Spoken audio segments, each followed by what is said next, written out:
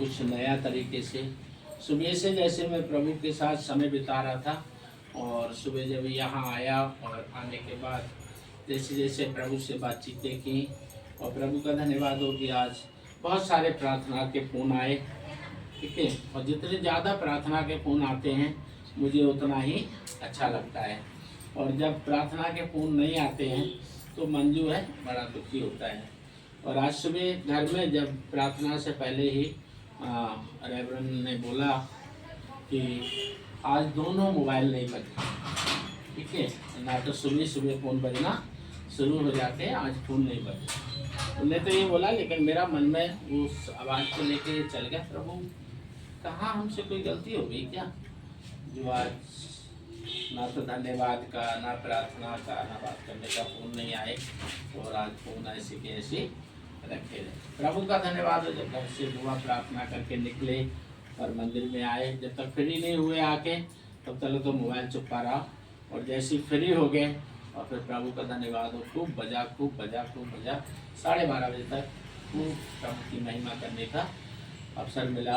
और बहुत सारे वाइडेटा बच्चों के शादियों के आए, लड़कियों के लड़कों के, और बहुत सारे वैसे बातें हैं। कई लोगों को दुआ करने का अवसर मिला, और कई लोगों की गवाही सुनने को मिला कि आपने पिछले हफ्ता जो दुआ किया था वो उसका उत्तर मिल गया, और अभी जो परसों किसी के लिए दुआ किया गया था और उन्होंने बताया इससे उड़ीसा से हैं वो, तो उनको पिछले महीना में रिपोर्ट में ब्लड कैंसर की शिकायत बताई थी सिस्टर को, और जबकि उनका 4 महीने का पहला बच्चा है, और बच्चा भी मन्नतों से प्रभु ने काफ़ी साल में दिया, तो उनको ब्लड कैंसर का बता दिया। वो बहुत दुखी हुई, उनको दुआ किया था, प्रभु के नाम पे विश्वास पे कहा कि जब तुम्हारा अगली रिपोर्ट आएगी तो तुम खुशियाँ मनाओगे। तो प्रभु का धन्यवाद, उनकी गवाही हुई, दोबारा उनके टेस्ट हुए और उनको कोई ब्लड कैंसर नहीं आया। अच्छी गवाहियाँ मिली और कई लोगों के लिए प्रार्थना करने का अवसर मिला। तो इन सारी बातों से फिर मन खुश हुआ, और बाइबल में समय बिताया, प्रार्थना में समय बिताया, और अलग अलग तरीके से वीडियो जैसी चलने लगी, आत्मिक आँखों में वीडियो चलने लगी। उसके बाद आशा बहन का फ़ोन आ गया, और उसी समय मैं इनके लिए प्रार्थना कर रहा था। पिछले समय इन्हें गांव से ही फ़ोन किया था, लेकिन एकदम इन्हें बताया मैं दिल्ली में आ गई। मैं प्रभु तेरा धन्यवाद हो, मैंने कहा दिल्ली में आ गए तो कोई चिंता की बात नहीं है, हाँ आप 2 बजे आ जाओ, और यीशु मंदिर में जब प्रार्थना होगी और सब कुछ अच्छे में बदल जाएगा। और उन्हें एकदम बोला 2 बजे होगी प्रार्थना, अच्छा तो मैं 1-1:30 बजे ही आ जाता हूँ। मैं प्रभु तेरा धन्यवाद, कहते हैं 1-1-2 हो जाएंगे, मेरे को और मेरा 1 घंटा ज़्यादा हो जाएगा समय की। तो सारा दिन जो है एक बहुत अच्छी और खुशी में निकलने का शुरुआत प्रभु ने सुबह दिखा दिया कि तू सुबह को उदास हुआ तो तू सारा दिन आनंदित होगा। हालेलुया। तो हमारे जीवन में प्रभु यीशु मसीह को जितना लोग विश्वास किए हैं आज तक, और जितना लोग दुनिया में अभी यीशु मसीह को विश्वास नहीं किए, ठीक है, तो जितना लोग दुनिया में यीशु मसीह को विश्वास किए हैं और जितना लोग दुनिया में अभी तक यीशु मसीह को विश्वास नहीं किए, और दुनिया में जितने लोग यीशु मसीह को चाहते हैं और जितने लोग दुनिया में यीशु मसीह को बैर रखते हैं, सभी को, यानी मिला जुला के सृष्टि के सारे मानव जाति को, स्त्री और पुरुष जितने भी हैं जो अभी अभी कुछ क्षण पहले अभी जन्म लिए होंगे, सभी के लिए सुकून चाहिए, हाँ या नहीं? आनंद चाहिए, हाँ या नहीं? खुशी चाहिए, हाँ या नहीं? शांति चाहिए, हाँ या नहीं? चंगाई चाहिए, हाँ या नहीं? सब प्रकार की आशीष चाहिए, हाँ या नहीं? आत्मा का उद्धार चाहिए, हाँ या नहीं? स्वर्ग चाहिए, हाँ या नहीं? और प्रभु के द्वारा इनाम चाहिए, हाँ या नहीं? सबको चाहिए। लेकिन चाहे तो बैर रखने वाले हों, और चाहे अविश्वास रखने वाले हों, और चाहे विश्वास रखने वाले हों, और चाहे प्रभु के सेवक जन, लेकिन अभी तक ये सब कुछ मिला नहीं है किसी को। हाँ या ना, सच्चा या झूठ है? अभी तक ये सब कुछ किसी को मिला नहीं, यानी ये सब कुछ देने वाला देने के लिए तैयार है। सच है? देने वाला ये सब कुछ हम दुनिया वालों को देने के लिए तैयार है, लेकिन हम दुनिया वालों को फिर भी अभी तक मिला नहीं। अब क्या कहेंगे? भाई हम विश्वासियों को इसलिए नहीं मिला कि वो विश्वास नहीं करते, विरोधियों को इसलिए नहीं मिला कि वो विरोध करते हैं, विश्वासियों को इसलिए नहीं मिला कि उनके विश्वास कमजोर होंगे, सेवकों को किस लिए नहीं मिला है? तो अब विश्वासी सोचेंगे सेवकों पे अगर टिप्पणी करें तो फिर गलत हो जाएगा, क्योंकि सेवक खड़े हैं, वो कहेंगे लो हम पे दोष लगा रहे हैं, है ना? सेवक तो बहुत सारे वचन निकाल के दे देंगे, ठीक है ना? तो सवाल ये है कि कहीं ना कहीं किसी ना किसी चीज में हम चारों कैटेगरी के अभी भी एक हैं। जो बैर करते हैं वो, जो विश्वास नहीं रखते हैं वो, जो विश्वास रखते हैं वो, और जो सेवकाई में सेवक है वो, कहीं ना कहीं चारों कैटेगरी के हम कहीं ना कहीं एक जगह आके सब एक जैसे हो जाते हैं। और वो कहाँ हो जाते हैं एक जैसे? क्योंकि सभी वस्त्र पहन के रहते हैं। वो दूसरी बात है, कोई कह देगा पास जी हमने देखा था वीडियो में कुछ लोग हैं निर्वस्त्र रहते हैं, वो पागलपन कहते हैं, है ना? जो निर्वस्त्र रहते हैं उनको पागलपन कहते हैं, ठीक है? पहले हमने बचपन में देखा था कि गांव में कोई ऐसे दिमाग के पागल आ भी जाते थे, उनको खाना देते भी थे तो वो खाना को जानते ही नहीं ये खाना है, पानी देते थे पानी को जानते ही नहीं वो पानी है, कपड़े उनको दे देते थे वो कपड़ों को जानते ही नहीं कि वो कपड़े हैं, ठीक है ना? तो आज बहुत से लोग उसको धार्मिकता का नाम देते हैं, लेकिन नहीं, निर्वस्त्र होकर रोडों पे घूमना या कहीं भी जाना उसको धार्मिकता का नाम दे रखा है, लेकिन वो धार्मिकता नहीं, पागलपन है, ठीक है ना? क्योंकि सच्चाई ये है कि मनुष्य रूपी स्त्री पुरुष से मनुष्य जन्मा है, और मनुष्य मनुष्य है, उसका पहचान ये है। उत्पत्ति में बताया है कि आदम हव्वा ने वस्त्र कब पहने? हालेलुया। आदम हव्वा ने वस्त्र कब पहने? जब परमेश्वर के विरोध में चला गया और शैतान के पक्ष में चला गया। दूसरी भाषा में कहें तो परमेश्वर की इच्छा को ठुकरा दिया और शैतान की इच्छा को ग्रहण कर लिया, और वहां से वस्त्र धारण किया गया। उससे पहले वस्त्र नहीं था। उससे पहले वस्त्र नहीं था, उसका कारण यह है कि उससे पहले मनुष्य अपने बनाने वाले के जैसे था। बनाने वाला, हमारा बनाने वाला कैसा है? पवित्र है ना? इसलिए वो कहता है पवित्र बनो क्योंकि मैं पवित्र। तो हमारा बनाने वाला पवित्र है, इसलिए जब आदम हव्वा निर्वस्त्र रहते थे क्योंकि वो बनाने वाले के जैसे थे, और जब वो बनाने वाले के विरोध में चले गए और दुश्मन के यानी शैतान के पक्ष में चले गए, तब उन्होंने क्या किया? वस्त्र धारण किए। तो कहीं ना कहीं चारों ही इस जगह पे आके मिल जाते। कौन कहता है?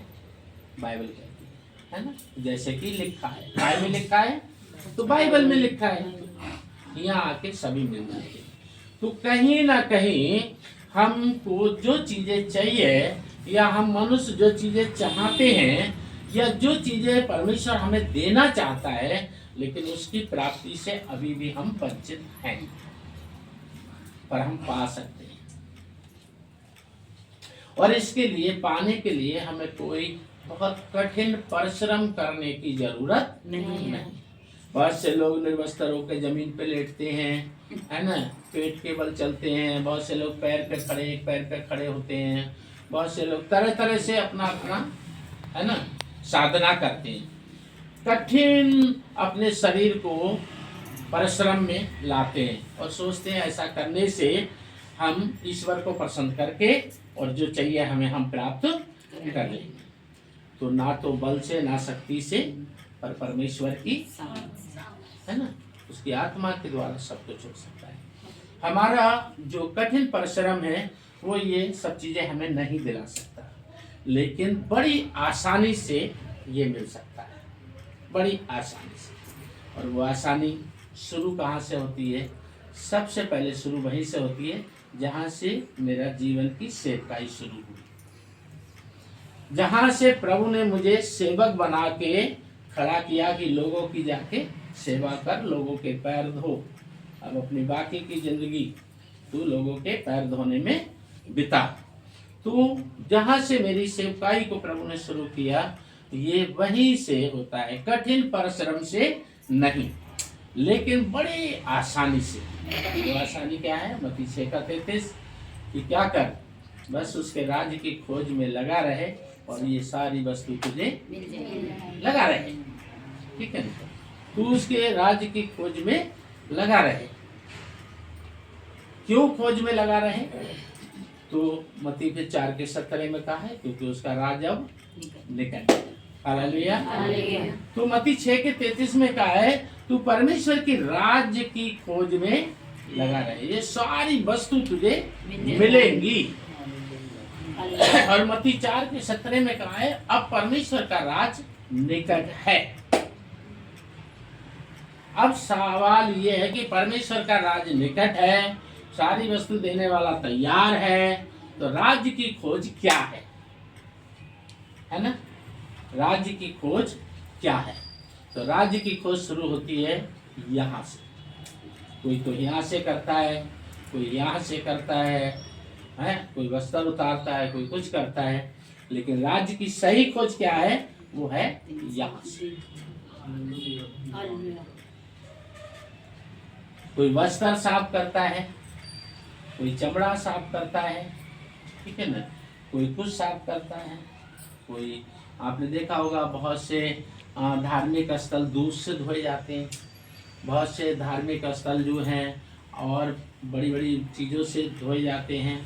कुछ धार्मिक स्थल आपने देखे होंगे सोने के बने हुए भी आपके भारत में, और कितने धार्मिक स्थलों के सुना होगा इतने हजार करोड़ का, है ना, बना है। तो ये सब परिश्रम में जाता है, लेकिन परिश्रम से ये नहीं, केवल यहाँ से हम राज्य की खोज करके ये सब कुछ पा सकते। मतलब वही है 4:17 में मत्ती में, क्या कर, मन फिरा। हालेलुया। वहाँ क्या बताया है? राज्य की खोज कर। यहाँ बताया है राज्य निकट है, और यहाँ के लिए बोला है क्या कर, मन। कठिन परिश्रम से तू ये जो सब कुछ तुझे चाहिए और जो सब कुछ मैं देना चाहता हूं, ये कठिन परिश्रम से नहीं, ये तो बिल्कुल आसान तरीके से। अब आसान तरीके में बहुत सारे में सबसे पहला आसान तरीका कोई भी पा सकता है। जो आज विरोध करते हैं वो भी पा सकते हैं, जो आज अविश्वासी हैं वो भी पा सकते हैं, और जो आज विश्वासी हैं वो भी पा सकते हैं, और जो आज सेवक हैं वो भी ये सारी चीजें पा सकते हैं। करना क्या है? अगर सेवक है तो सेवकाई में खड़ा रहे। हालेलुया। आपको समझ में आ जाएगा कि आप क्यों प्रभु ने कहा कि तू खड़ा हो। तो सेवक है तो क्या करे? सेवकाई में खड़ा रहे, और विश्वासी है तो विश्वास में स्थिर रहे। हालेलुया। सेवक है तो सेवकाई में खड़ा रहे, और विश्वासी है तो विश्वास में स्थिर रहे, यानी अपने विश्वास में बैठा रहे। और अनविश्वासी है तो विश्वास में आ जाए, और विरोधी है तो विरोध करना छोड़ दे। बड़ी आसानी से ये सब कुछ की हमें जो जरूरत है वो हम सब कुछ, और इसके लिए ना हिंदू बने, ना सिख बने, ना मुस्लिम बने, ना ईसाई बने, ना बुद्ध बने, ना जैन बने, ना फारसी बने, ना कुछ और बने। हालेलुया। केवल आगे बढ़ के कुछ काम है वो करे। बहुत सारे कामों में पहले 2 काम, हालेलुया, पहले 2 काम, ये सब कुछ वो देना चाहता है। और हम सब कुछ, विरोधी भी, अविश्वासी भी, विश्वासी भी और सेवक भी, चारों पा सकते हैं।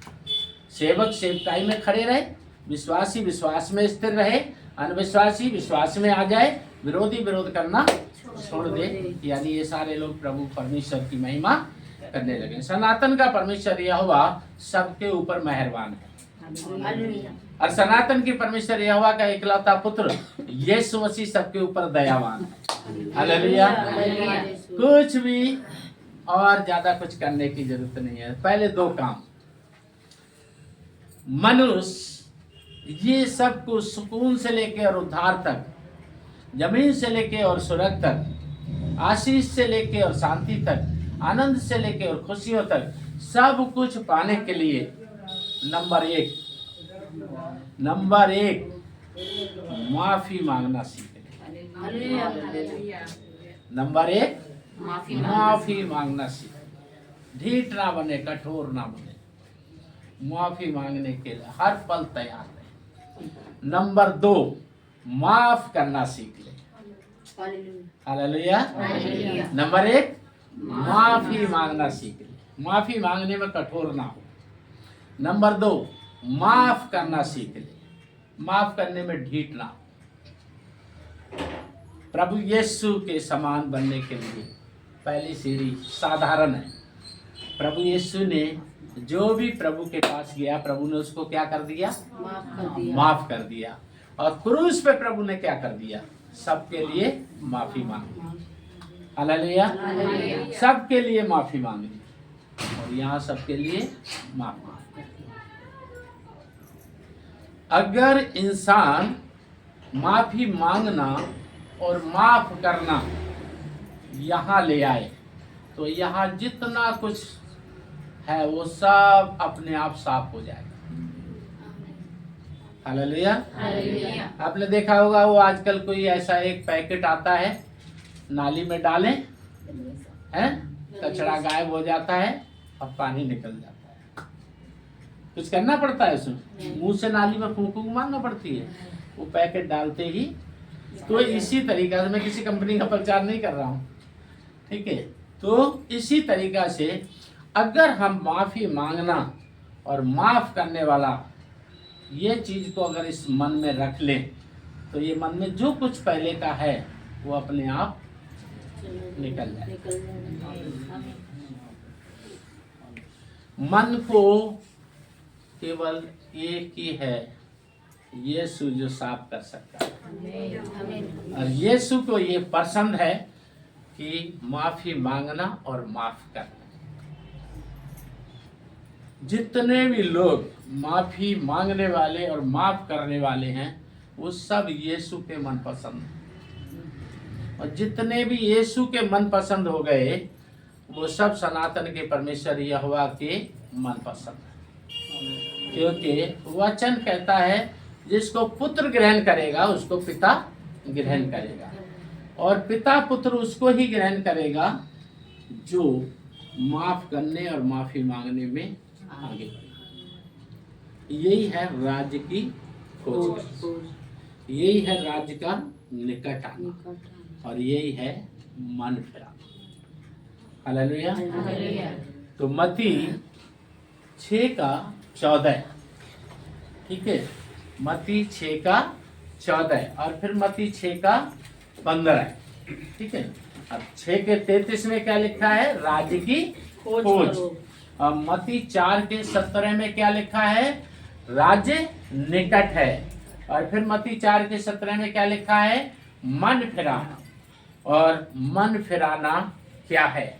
तो मत्ती फिर 6:14-15 में लिखा है माफ कर और माफी मांग। हालेलुया। माफ कर और माफी मांग। और फिर तुझसे बड़ा विश्वासी कोई नहीं, तुझसे बड़ा सेवक कोई नहीं, और तुझसे ज्यादा परमेश्वर का मन प्रिय मन पसंद कोई नहीं। हालेलुया। और जितने परमेश्वर के मन प्रिय बनेंगे, मन पसंद बनेंगे, परमेश्वर का पुत्र उन सब के मन में वास करेगा। और जब यीशु मन में वास करेगा तो फिर कौन फेल करेगा?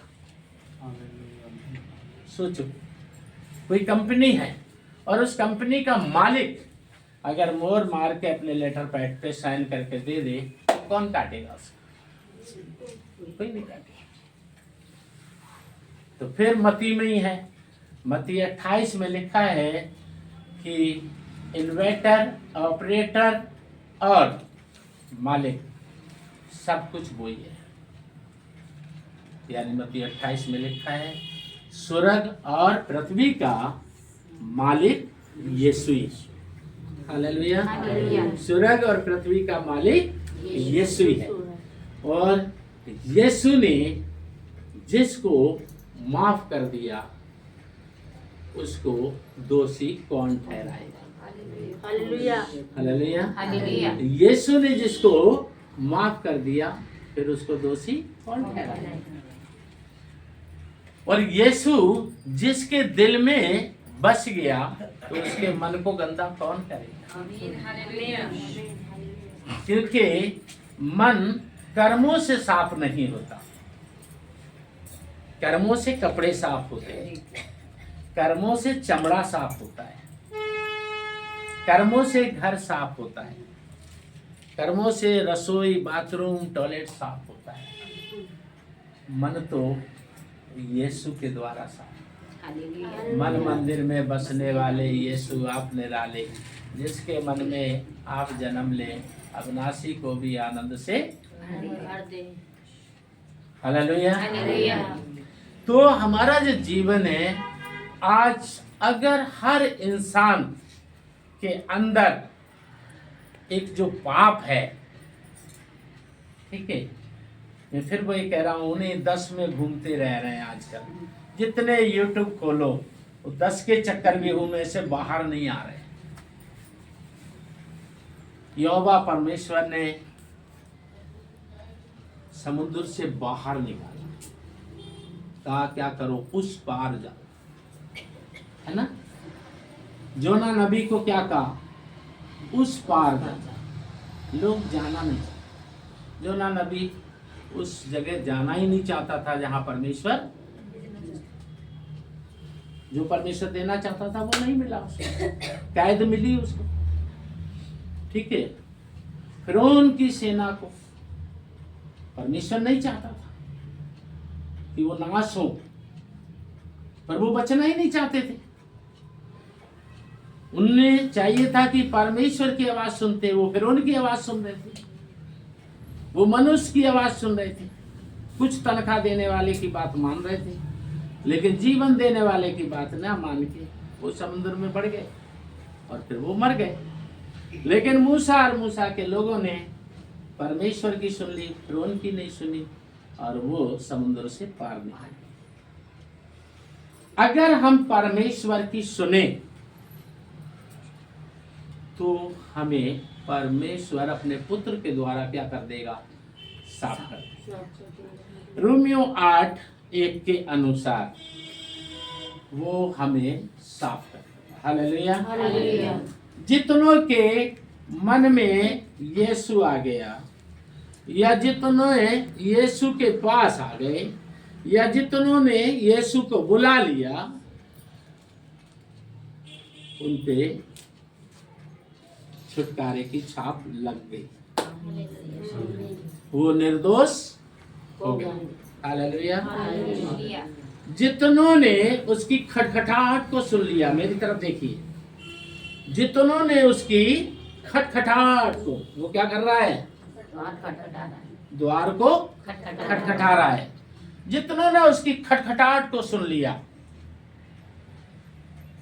वो क्या कर रहा है, पुकार रहा है ना। पहली बात, वो क्या कर रहा है, वचन तो आप सबको याद ही है, प्रकाशित वाक्य 3:20, वो खटखटा रहा है। जितनों ने खटखटाहट को सुन लिया। दूसरा नंबर, वो पुकार रहा है। एक पुकारने वाले का शब्द सुनाई दे रहा है। हालेलुया। वो पुकार रहा है। प्रकाशित वाक्य में फिर क्या लिखा है? तुरही की आवाज जल्दी आने वाली है, कौन सुनेगा? जिसके हृदय में यीशु बसेगा। या जो कपड़ा साफ करेंगे, जो चमड़ा साफ करेंगे, घर साफ करेंगे, लेटरिन बाथरूम रसोई साफ करेंगे, कौन सुनेगा? जिसके हृदय में यीशु वास करेगा। हालेलुया। एक पुकारने वाले की आवाज सुनाई देती है, एक तुरही की आवाज फूंकी जाएगी। प्रकाशित वाक्य क्या है? जो हो चुका है, जो हो रहा है और जो होगा। प्रकाशित वाक्य एक दर्शन है। संपूर्ण बाइबल का, संपूर्ण पवित्र शास्त्र बाइबल का सारा अंश है। अगर कोई कह दे मैं प्रकाशित वाक्य समझ गया हूं, तो समझ लो वो झूठा है।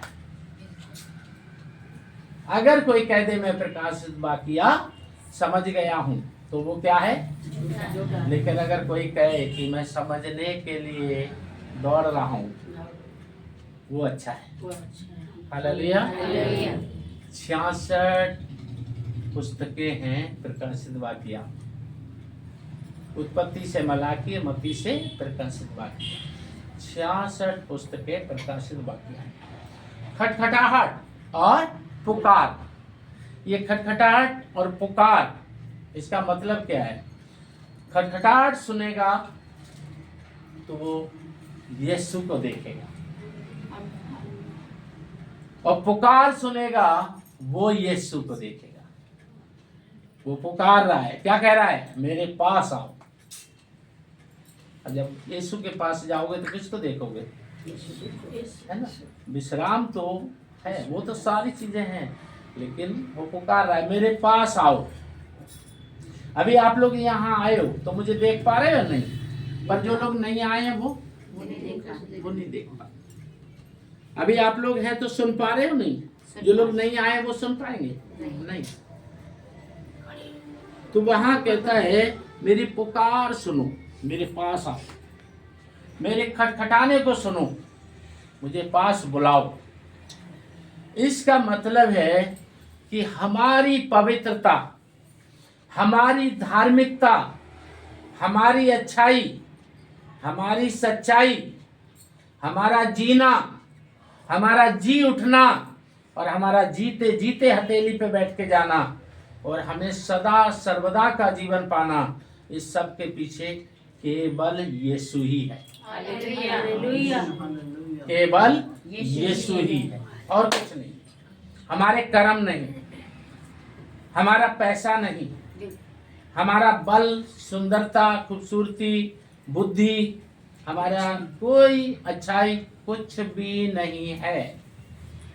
और जिसके मन में ये बैठ गया कि मेरी धार्मिकता, मेरा पवित्रता, मैं और मेरे कर्म नहीं है, केवल यीशु ही है, वो घमंड से कह सकता है कि यीशु मेरे दिल में है। क्यों? क्योंकि प्रभु कहता है मैं आज से लेके सदा सर्वदा तक अब तेरे ही साथ रहूंगा और मैं तुझे कभी छोड़ूंगा नहीं और कभी तुझे त्यागूंगा। भजन सहता है ना, मैं तुझे कभी छोड़ूंगा नहीं और मैं तुझे कभी त्यागूंगा नहीं। क्यों? क्योंकि तूने मेरी खटखटाहट को सुन लिया है। हालेलुया। मैंने खटखटाया और तूने सुन लिया, मैंने पुकारा और तूने सुन लिया। और क्या कहा है प्रकाशित वाक्य में? है जिसके कान हैं। हालेलुया। दूसरे अध्याय, तीसरे अध्याय, चौथे अध्याय प्रकाशित वाक्य में एक बार नहीं, ये वचन कई बार है। हालेलुया। जिसके कान है वह सुन ले, जिसकी आंख है वह देख ले, है ना? एक ने कह दिया मैं देखता हूं, काश तू अंधा होता और मैं तुझे देखने वाली आंखें देता। हालेलुया। ना बल से ना शक्ति से, पर परमेश्वर की आत्मा के द्वारा ये पहाड़ और सारी आशीषें, सुकून, शांति, आनंद, खुशियां, क्षमा, चंगाई, वगैरह वगैरह के साथ उद्धार मिल जाएगा। हालेलुया। तो हमें ये सब पाने के लिए हमें धार्मिकता और पवित्रता की जरूरत है। आमीन।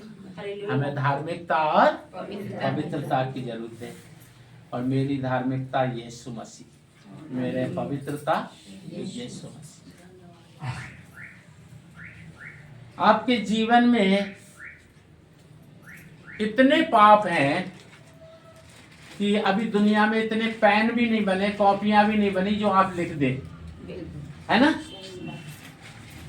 अगर आप मानते हैं कि आपकी जिंदगी में इतने पाप आप कर चुके हैं कि अभी दुनिया में इतनी कॉपी पेंसिल नहीं बनी है कि आप बैठ के लिख पाए, मतलब आपके जीवन में बहुत सारे पाप हैं। आप ये मानते हैं कि आपके जीवन में बहुत सारे पाप हैं, ठीक है। पता है कितना देर लगेगा? हालेलुया। हालेलुया। क्या समझे? यही वो है जिसपे मेरा यीशु गया। हालेलुया। एक रस तेरे सारे पापों को। इसका नाम क्या है?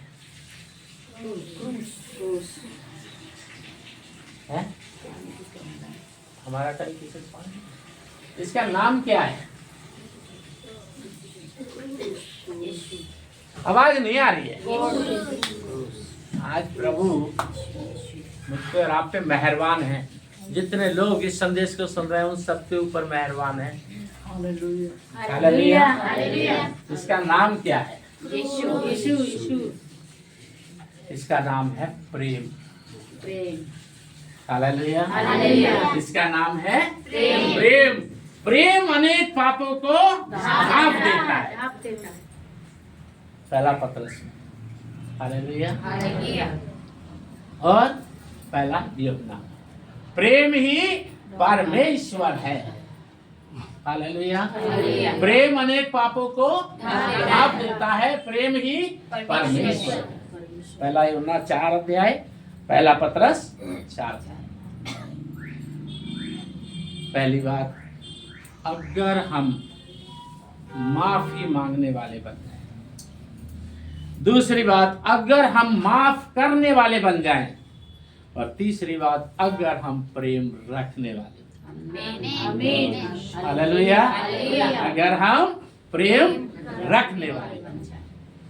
और जितने माफी मांगेंगे और जितना माफ करेंगे और जितने प्रेम रखेंगे उनके लिए पहला यूहन्ना 2 अध्याय में बड़ी खुशखबरी है। और वो पहला यूहन्ना उसके 2 के बारे में कहता है, तुम निर्दोष हो। हालेलुया।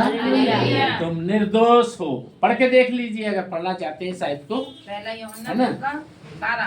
हाँ। हे बालकों, मैं तुम्हें इसलिए लिखता हूँ कि उसके नाम से तुम्हारे पाप क्षमा हुए। बोले यीशु मसीह की जय। तुम निर्दोष हो। हालेलुया। तुम्हें अपनी ताकत लगाने की आवश्यकता नहीं है।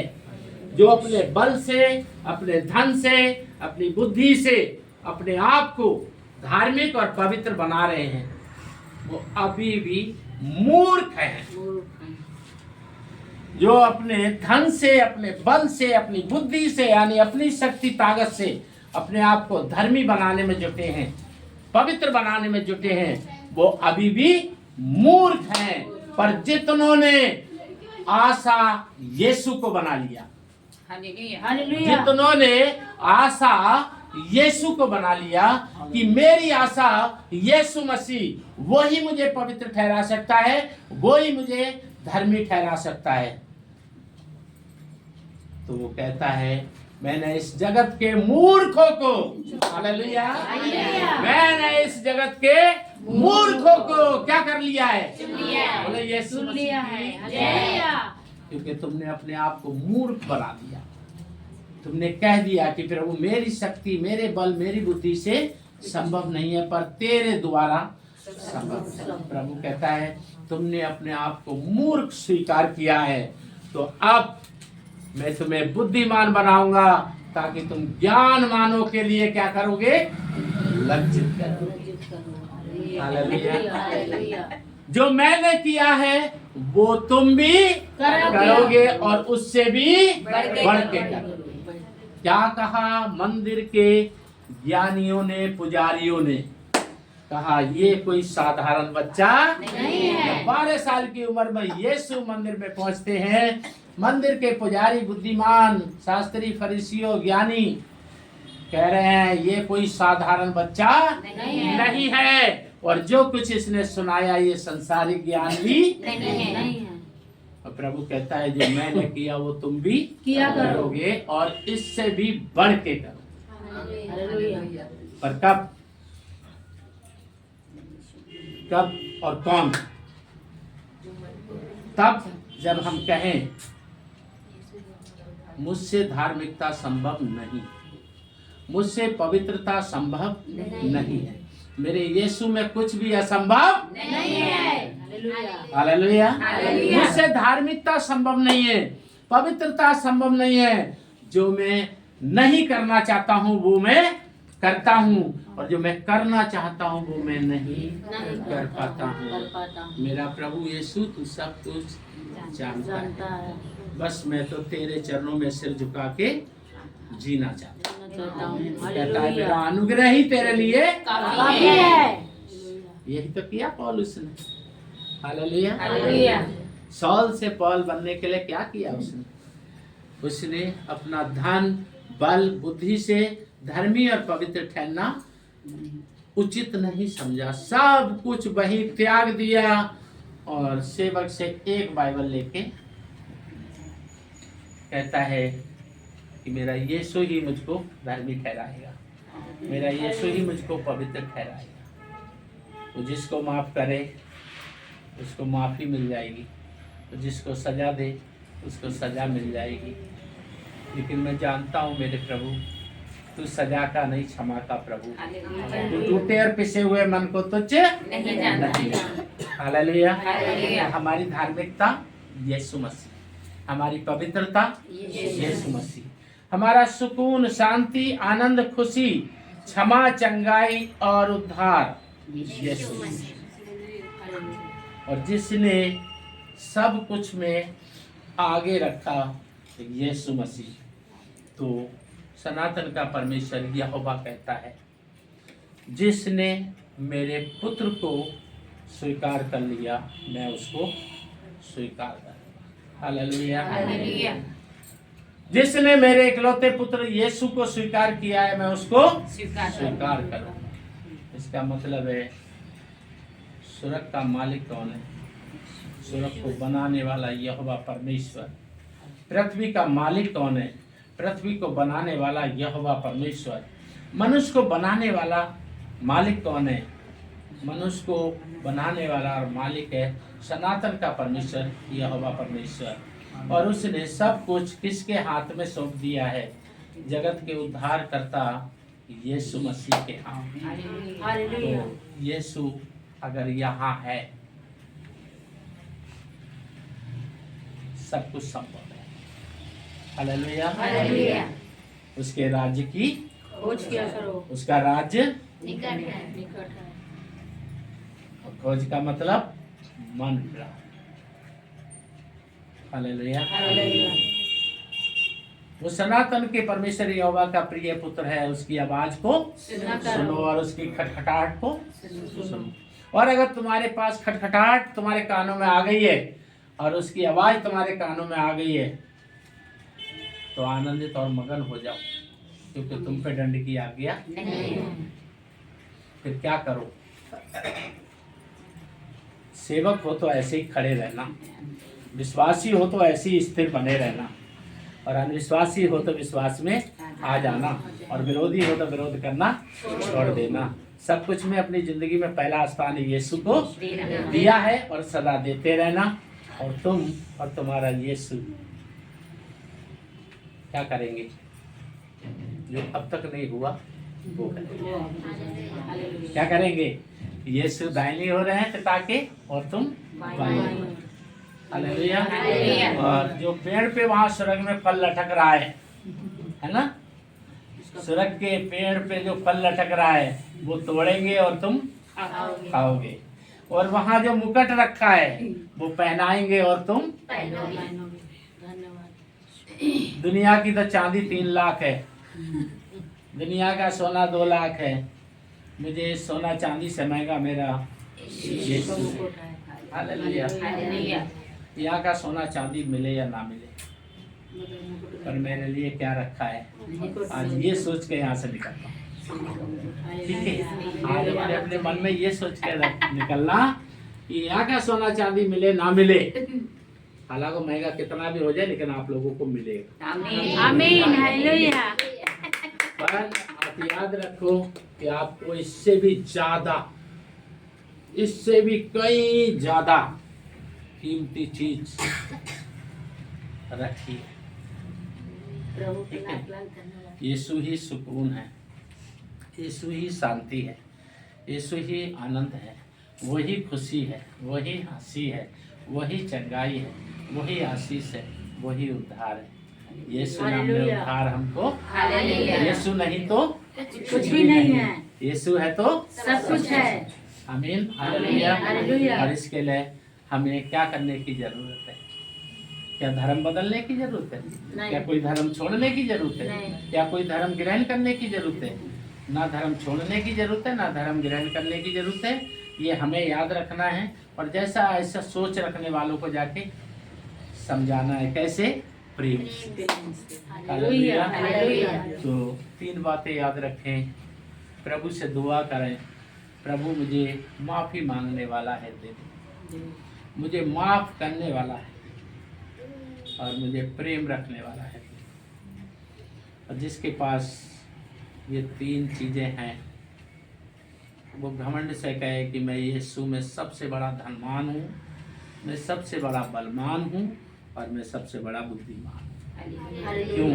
क्योंकि धन, बल और बुद्धि का मालिक मेरा यीशु है। वो मेरे दिल में। बोलो यीशु मसीह की जय। प्रभु आशीष दे। इन वचनों को अपने तक मत रखिए, जो आपसे बैर करते हैं उनको भी दीजिए और जो आपसे प्रेम रखते हैं उनको भी दीजिए, ताकि आप अकेले ना रहे। जैसे परमेश्वर के दाहिने और बाएं हम और यीशु होंगे, जैसे आपके भी दाएं और बाएं। हालेलुया। हालेलुया। आप बढ़े, औरों को बढ़ाएं और प्रभु का राज बढ़े, प्रभु से नाम पाए। सबको जय मसीह की।